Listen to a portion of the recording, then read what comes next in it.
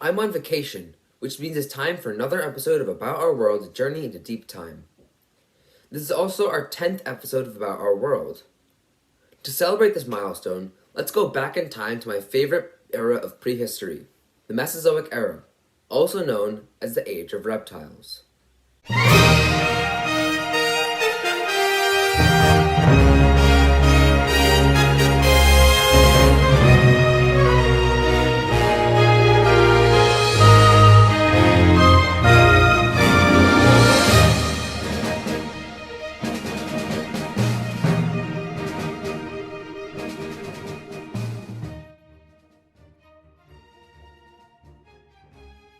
When we last left off, Earth was a desolate wasteland as a result of the Great Dying, which caused roughly 90% of all species on the planet to go extinct around 250 million years ago due to the formation of Pangea.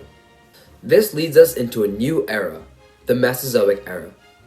This era started with the Triassic period, where diapsids and synapsids were still fighting for dominance. If you'll remember from the last episode, diapsids have two holes on either side of their skull and are the clade that all reptiles and birds belong to. On the other hand, synapsids have one hole on either side of their skull and are the clade that all mammals belong to. You might think that dinosaurs became dominant during the Triassic, but this is not true.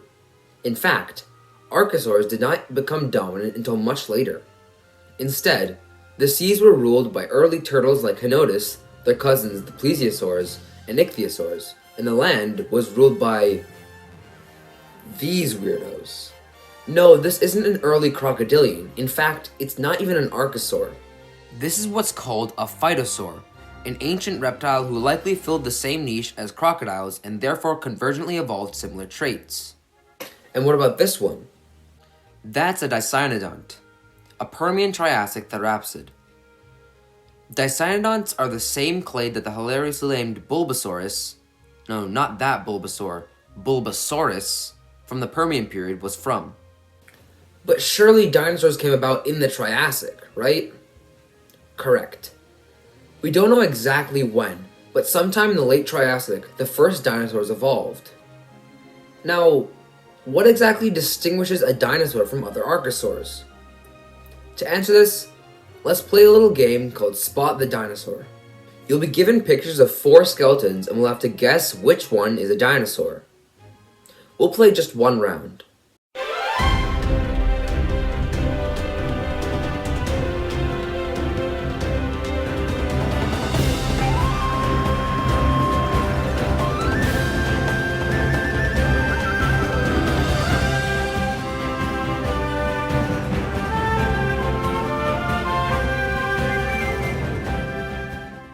If you guessed A, B, or C, sorry, you're wrong. What?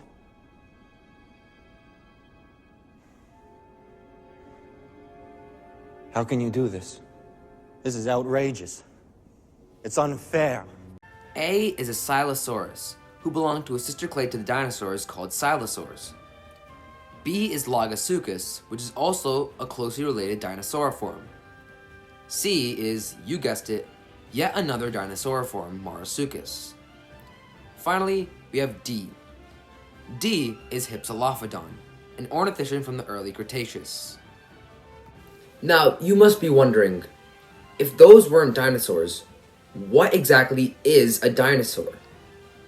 Well, simply put, a dinosaur is a diapsid who walks with its feet below its body, not splayed out like a lizard or crocodilian. But that definition would fit for all the creatures I mentioned that weren't dinosaurs. So let's get more specific. At an anatomical level, a dinosaur must have a pelvis shaped like either of these. It must have a pubis pointing down and an ischium pointing backwards, or a pubis pointing forwards and an ischium pointing down. However, during the Triassic, dinosaurs had not diversified into ornithischians yet. There were only saurischians, which were theropods and prosauropods. In addition, another lineage of archosaurs branched off into pterosaurs.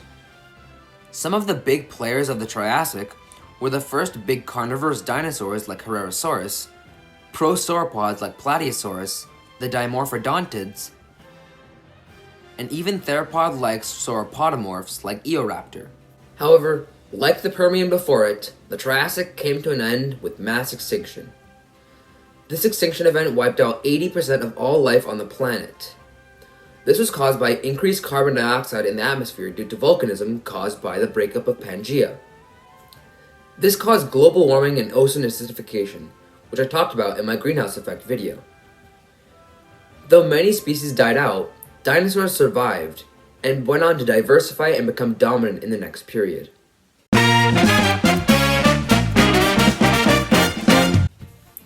The Jurassic was the first time dinosaurs really got to shine. Going into the Jurassic, the Ornithischians branched off from the Saurischians. This is when we really get to see big carnivores and even bigger herbivores. The remains of Pangaea, that being the supercontinent Gondwana, also began to break apart. During the Jurassic, we see many more large theropods like Allosaurus, many large sauropods like Brachiosaurus and Apatosaurus, and the large ornithischians, those being the stegosaurs. Stegosaurs were the first large-bodied herbivorous dinosaurs to incorporate weaponry and armor.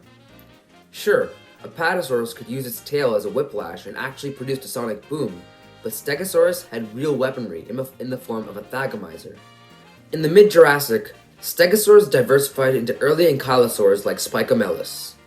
During the Jurassic, pliosaurs like the 23-foot-long Liopleurodon ruled the seas. Ichthyosaurs filled the same niche that modern dolphins do, and therefore had the same narrow snouts and streamlined bodies. However, the most important events of the Jurassic, in my opinion, are the evolution of mammals and birds. I already went over the evolution of birds in my From Dinosaurs to Birds video, so I won't reiterate what I've already said.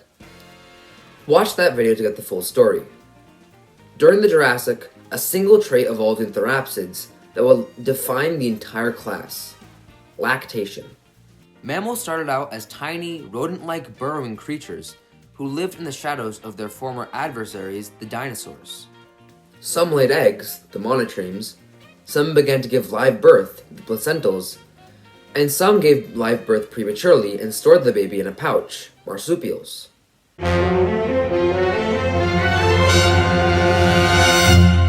Here we are in the Cretaceous period. Gondwana had almost completely broken apart, and by the late Cretaceous, North America was divided in half by the western interior seaway. Here swam plesiosaurs, mosasaurs, and many other marine reptiles.